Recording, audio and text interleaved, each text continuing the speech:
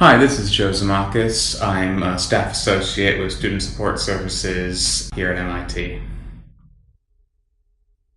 Empathy is this sort of fundamental basis of connections with other people. The thing that gets us beyond very base interactions. It creates that real connection.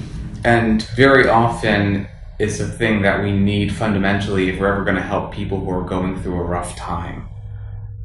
You need to understand a person to help a person.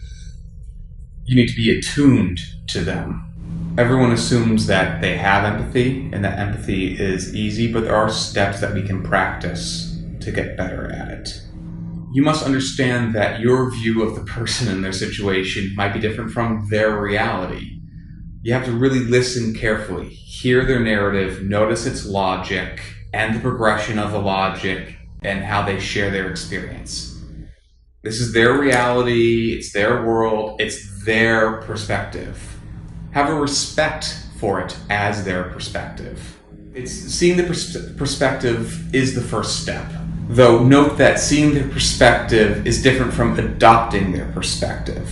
Understanding something doesn't mean that you're necessarily agreeing with it. You are simply doing your best to try to appreciate it as much as possible. But that can be difficult because, when you're truly trying to see another person's perspective while maintaining your own, it's natural to notice those differences, and that can really easily trigger judgments about the person. Try to suspend judgment temporarily while you try to establish empathy with another person, particularly if this is a person who you don't have a relationship with beforehand or haven't established empathy in past interactions with them. Now, this is hard. Judgment may be automatic. Both positive and negative judgments can interfere with your connections with the other person's experience.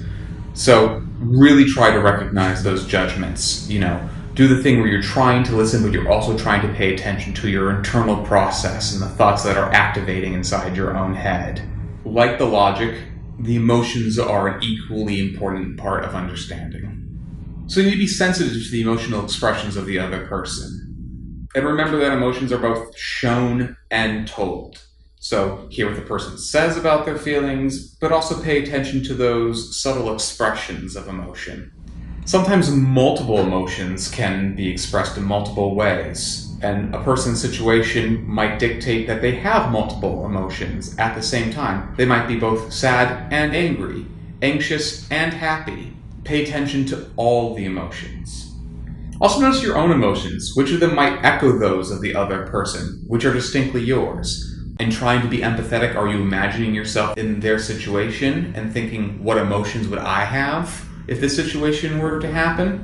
Or sometimes the emotions that the other person's expressing triggering a different emotion. When the other person expresses anger, do you become sort of sad or withdrawn?